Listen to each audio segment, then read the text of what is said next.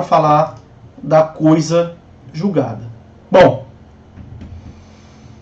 a coisa julgada, meus amigos, ela tem previsão constitucional, tá? No artigo 5º, inciso 36 da Constituição Federal, lá do lado do ato jurídico perfeito, da irretroatividade das leis, tem lá a coisa julgada, proteção da coisa julgada.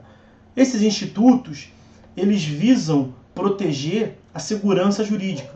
Então, a coisa julgada é um instrumento de tutela, um instrumento de proteção da segurança jurídica.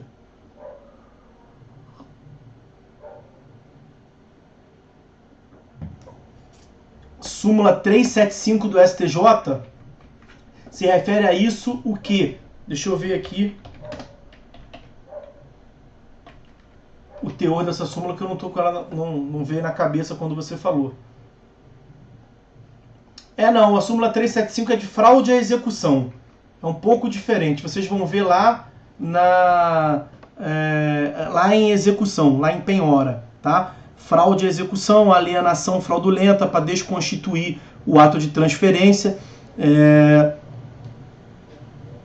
Âmbito civil, eu sei, mas é processo civil 4. É lá em execução. Vocês vão ver o artigo 792. Não é processo de conhecimento. É lá em processo de execução. Tá bom? Não dá para explicar aqui. Vai depender de conhecimentos que são muito distantes do que vocês já viram. Basicamente, o que vai se fazer com o reconhecimento de uma alienação fraudulenta é permitir que o exequente agrida patrimônio de terceiro, tá? Se alguém adquirir o bem sem tomar as devidas cautelas. Ok? Basicamente isso. Bom, voltando aqui para a coisa julgada, no tempo que nós temos para concluir, é o seguinte: a coisa julgada, como eu dizia, ela é um instrumento destinado a satisfazer, a concretizar, a materializar a garantia fundamental, valeu, Ariana, uma garantia fundamental da segurança jurídica. E a coisa julgada, ela se dá a partir do momento em que é chamado no processo de trânsito em julgado. O que significa trânsito em julgado? Tomem aí em consideração, vejam bem. Trânsito em julgado, meus amigos, é um fenômeno processual que decorre do fato de não ser mais cabível recurso. Porque enquanto você pode recorrer, é possível que você modifique a decisão. Afinal de contas, uma das finalidades do recurso é justamente isso: perdi, quero ganhar. Perdi, quero ganhar. Uma das finalidades do recurso é a reforma da decisão. Então, enquanto cabe recurso, você pode modificar o título. E o processo, vamos assim dizer, a decisão, ela está sob o âmbito da modificabilidade, da mutabilidade. Agora, quando se dá esse momento do trânsito em julgado, nós podemos chamar como trânsito para o definitivamente julgado. Trânsito como o ato de andar, o ato de transitar. Vai mudar de um fenômeno para o outro. Então é como se, processo, cabe recurso até aqui. Enquanto você recorrer, está nesse momento anterior, aqui é muito pequena a tela, né, cara? Enquanto você está interpondo o recurso, ainda tem possibilidade de modificar a decisão. Mas a partir do momento que não cabe mais recurso, seja porque você utilizou todos os recursos previstos no ordenamento jurídico, seja porque você perdeu o prazo de algum recurso, por exemplo, o que importa é que não cabe mais recurso. Não sendo mais cabível o recurso, você não pode mais mudar a decisão. Porque houve o fenômeno da coisa julgada. O processo modificou o seu status jurídico de modificável, porque cabia recurso, para o imodificável, para o imutável.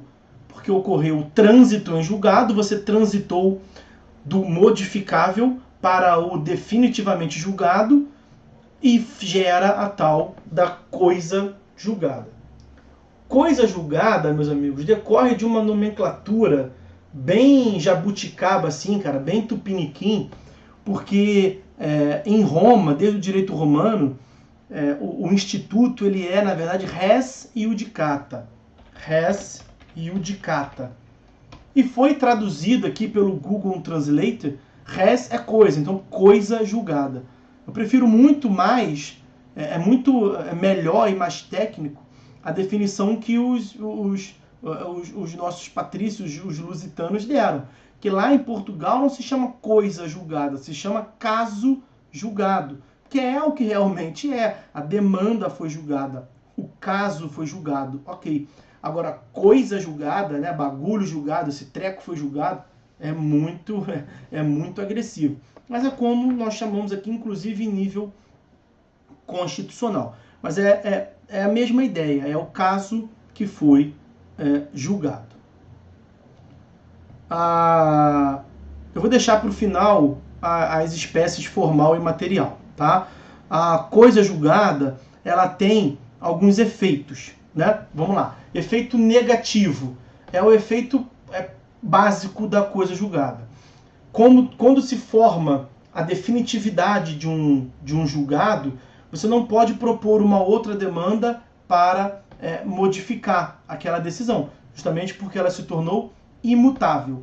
Esse efeito negativo, que é o principal efeito da coisa julgada, vejam que lá o 485, que nós estudamos hoje aqui na primeira parte da disciplina, ele disse que o juiz vai extinguir o processo sem julgar o mérito se ofender a coisa julgada.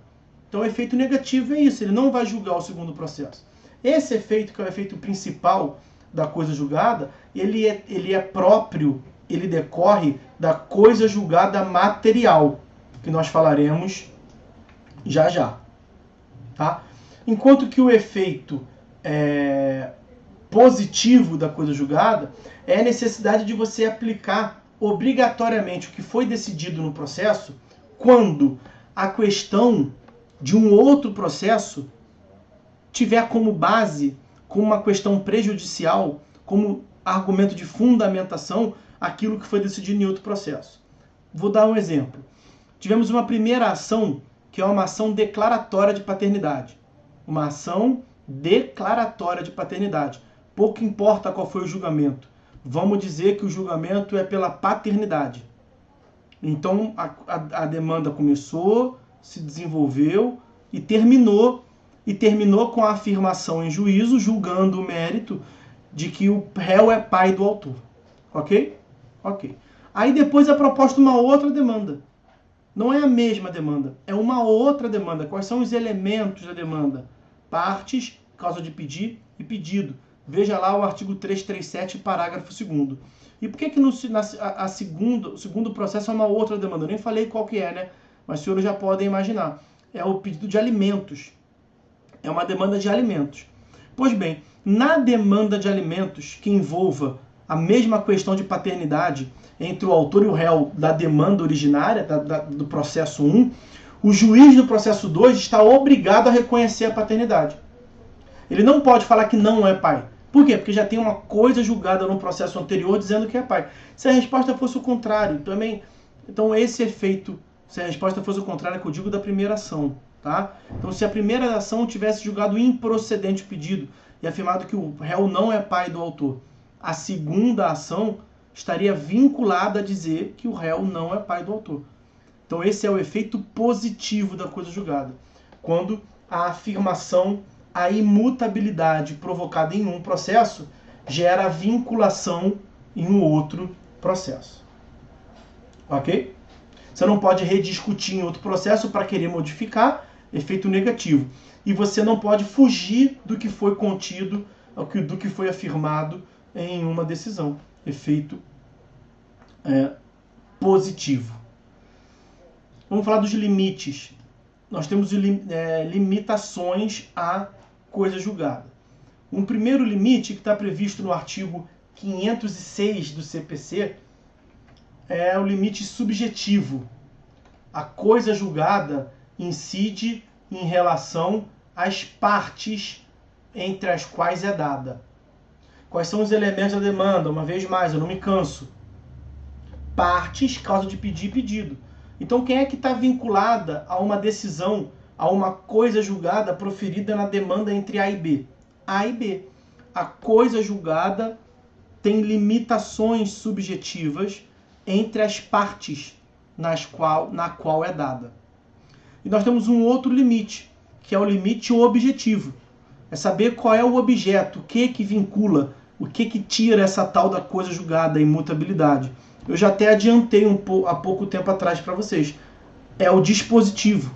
O que vincula é o dispositivo. Vejam lá artigos 503 e 504. Então, 503 e 504. O que vincula é o dispositivo. Limitação, limites, objetivos. 506 e 507. Vincula as partes e não vincula terceiro. Limitação subjetiva. O 503, parágrafo 1º, então dentro do limite objetivo, tem uma questão importante, que é a chamada coisa julgada sobre questão prejudicial. O Heitor traz uma demanda, uma questão que é, enfim, é candente aqui, é importante. E no caso de demandas repetitivas, onde o caso paradigma vincula os processos sobrestados. Aí nós temos uma eficácia extra partes. Na verdade, aquela decisão proferida entre eles vai vincular eles, eficácia inter partes, e o que vai vincular os outros processos é a decisão, a natureza vinculatória de ser um pronunciamento judicial vinculatório. Está lá no artigo 927, parágrafo, inciso 3º. 927, inciso 3º, diz que vincula. Então, quando os processos estão sobrestados, como você disse ali, Heitor, o juiz do caso concreto vai proferir uma decisão, estando ele, juiz, vinculado à decisão anterior. O que produz efeito no processo entre eu e você, e o nosso juiz aplicou um pronunciamento vinculatório do STJ, é a nossa coisa julgada, é a nossa decisão aqui, ok? Mas esses julgados vinculatórios, eles têm mesmo uma eficácia extra partes, tá? Quase que uma eficácia erga omnes, ok? Eficácia erga omnes é distinto de coisa julgada. A coisa julgada é das partes discutidas no processo, tá bom? Bom, o 503, parágrafo 1º, ele trata da chamada coisa julgada sobre questão prejudicial. Nós distinguimos aqui o que é uma questão prejudicial. É um tipo de questão prévia que, diferentemente da questão preliminar, os senhores se lembram? A questão preliminar é aquela na qual, a depender do julgamento dessa questão preliminar, pode vir a ser obstado, a ser impedida a análise da questão posterior. Então, as defesas processuais, ela é uma questão preliminar, porque a depender do acolhimento ou não do juízo, impede o conhecimento do mérito. Então, quando o juiz diz lá que não tem condições da ação, ele não vai analisar o mérito. Quando ele acolhe a defesa de ausência de condições da ação, ele não julga o mérito. Natureza disso, questão preliminar. O juiz tem que analisar primeiro uma para depois julgar outra. Isso acontece nas duas, na preliminar e na prejudicial. Mas na preliminar, a depender do julgamento da questão 1, ele não analisa a questão 2, preliminar. Na questão prejudicial, é parcialmente igual, parcialmente diferente. É parcialmente igual por quê? Porque tem que analisar primeiro uma para depois analisar a outra. Temos uma questão principal e temos uma questão prévia. Só que na questão prejudicial, as duas serão sempre analisadas. Só que o julgamento de uma exerce uma influência tão grande na outra que o julgamento da questão principal está prejudicado quando ele julga primeiro a prejudicial. Então, uma questão prévia que exerce uma influência enorme na questão principal. No Código de 73, nós tínhamos um instituto que era chamado ação declaratória incidental. Falei dela aqui quando da aula de arguição de falsidade, prova documental e tudo mais. No Código de 73, você tinha que propor essa ação declaratória incidental se você quisesse que a decisão, ao invés de ficar, a decisão da questão prejudicial, ao invés de ficar só na fundamentação, porque o que vai ser julgado é o pedido. O pedido é a questão principal. O juiz vai utilizar como motivo para julgar procedente ou improcedente os vários argumentos que tem naquela causa. Só que se tem um argumento que é qualificado como questão prejudicial, ele tem um vínculo muito forte com a questão principal, portanto.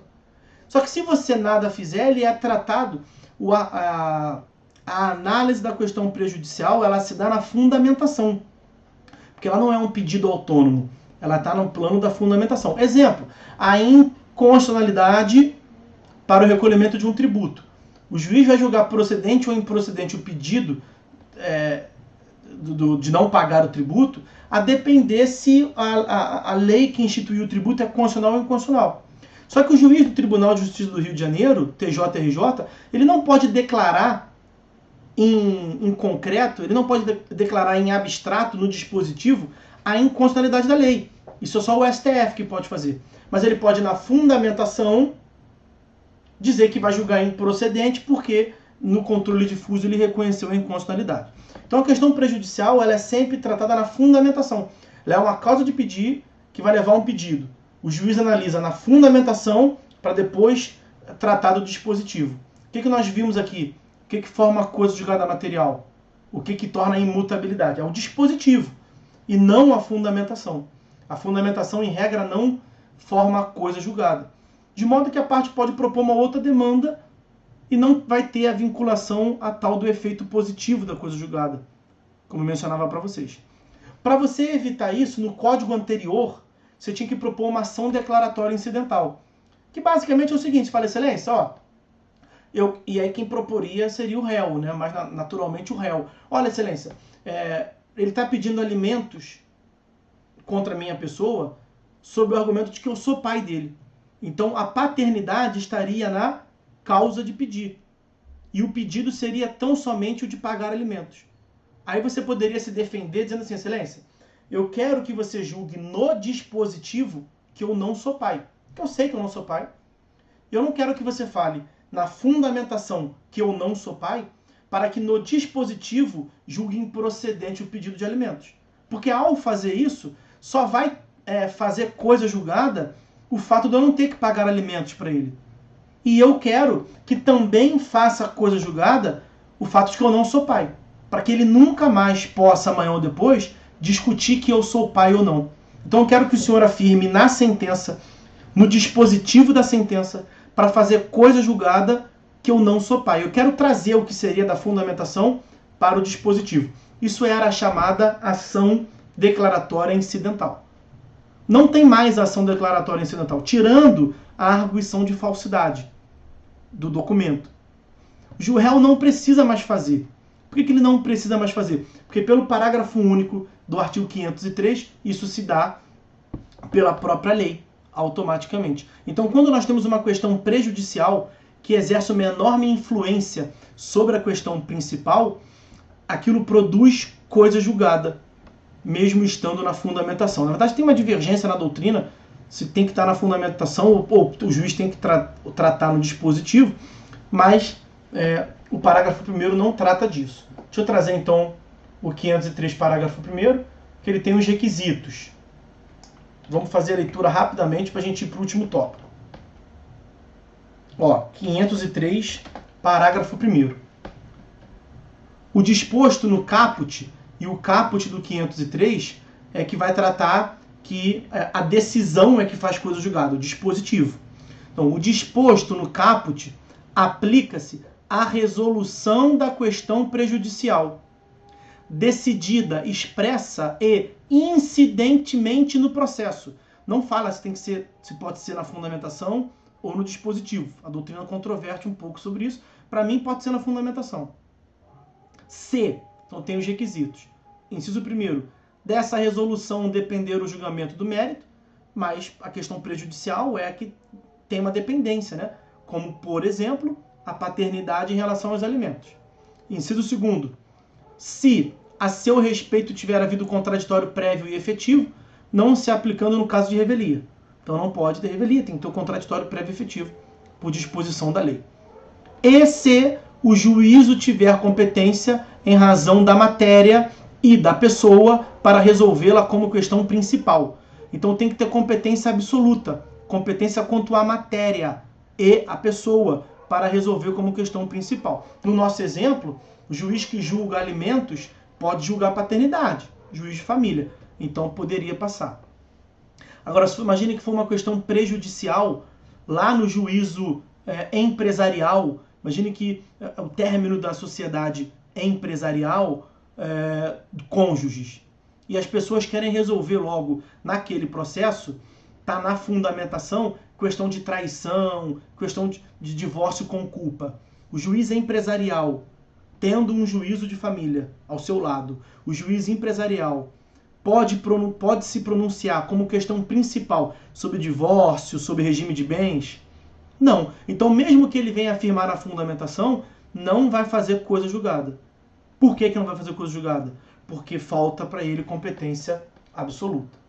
Então, esses são os requisitos para que se forme coisa julgada sobre a questão prejudicial.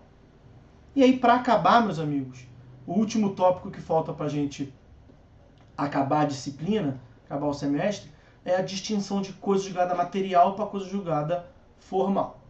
Como eu lhes disse, coisa julgada formal decorre de uma sentença terminativa, aquela que não resolve o mérito. Coisa julgada formal, artigo 489 caput. Artigo 486, me perdoem. Artigo 486 caput. Coisa julgada formal não impede a repropositura, vem de uma sentença terminativa e está no 486 caput. Coisa julgada material. Coisa julgada material é aquela que impede a rediscussão, porque ela se torna absolutamente imutável. Está no artigo 502 e decorre de uma sentença definitiva, de uma decisão definitiva. Olha o que prevê o artigo 502.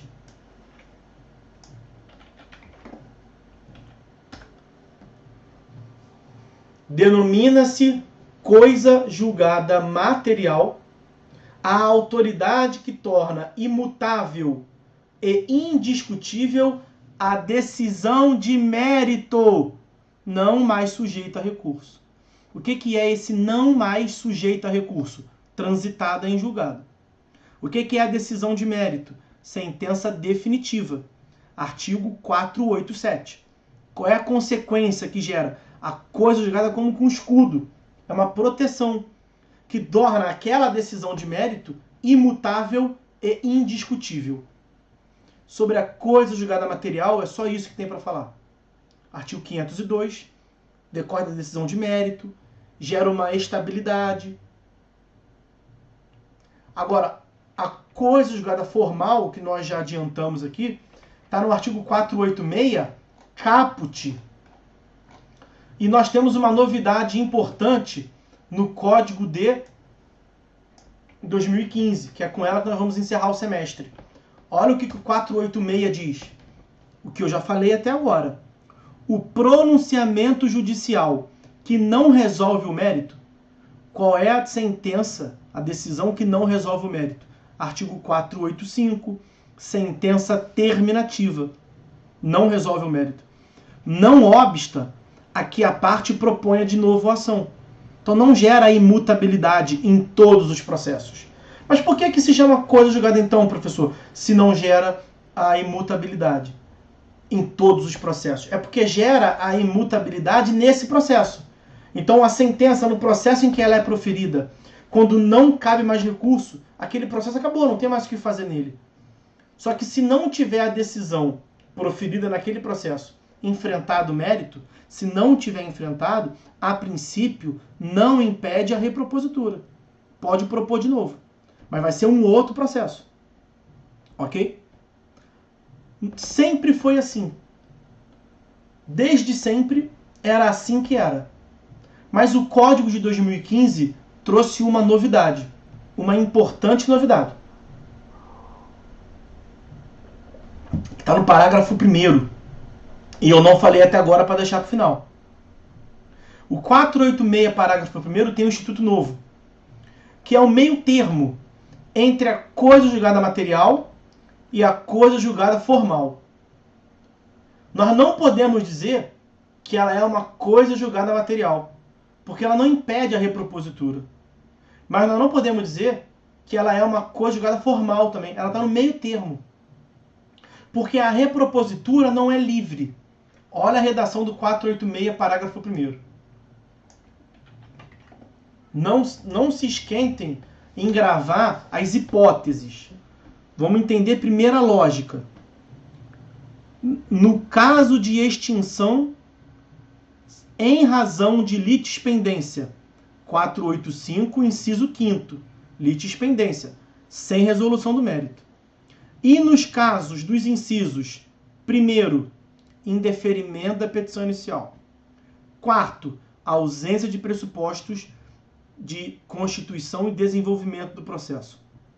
Sexto, ausência de condições da ação. E sétimo, reconhece acolhimento da alegação de convenção de arbitragem. Do artigo 485, por ora, percebam o seguinte, não é todos os casos do 485. Em alguns casos do 485, a propositura da nova ação depende... Então, pode propor nova ação? Pode. Pode propor. Mas é livre? Não. É dependente de algo. Depende da correção do vício que levou a sentença sem resolução do mérito. Então, o que levou o juiz a indeferir sua petição inicial? Uma falha qualquer nela. Você pode propor de novo? A resposta é, pode. Então, se pode repropor, não é coisa julgada material, porque não impede a repropositura. Mas veja, também não é o caput, porque não é livremente. Então, nós temos uma distinção na coisa julgada formal. Alguns na doutrina falam que é a coisa julgada formal forte e temos a coisa julgada formal fraca. Qual seria a coisa julgada formal fraca? O caput. Porque ele é lá, não impede a repropositura, ponto. Então pode, livremente. Qual é a coisa julgada formal forte? É a que está próximo da coisa julgada material. Porque não impede a repropositura, mas exige da parte a demonstração que corrigiu o vício. Às vezes pode ser fácil corrigir o vício. Como, por exemplo, um vício na petição inicial.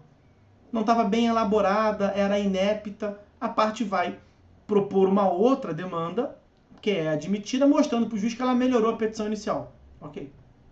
485, inciso 1º, combinado com 486, parágrafo 1º. Agora, veja lá o inciso 6º. Ausência de condições da ação. Veja o inciso 7º. Acolhimento da alegação de convenção de arbitragem. Você pode propor outra ação? Pode. Livremente? Não. Você tem que demonstrar que você era a parte ilegítima lá atrás e passou a ser parte legítima. Difícil, né? Se você perdeu lá atrás na outra ação porque o juiz reconheceu a convenção de arbitragem. Como é que você vai demonstrar agora que não tem mais a convenção de arbitragem? Difícil. Então, as hipóteses do 486, parágrafo 1º, não são coisa julgada material, mas são próximas, porque gera uma estabilidade maior. Isso se deu porque tinha uma grande gama de processos que tinha uma repropositura também infundada, o juiz ficava enxugando gelo. De nada adianta você colocar fim ao processo por reconhecer um vício processual e o mala ficar propondo 25 demandas sucessivas. Você vai ter que colocar fim em 25 processos. Toma tempo.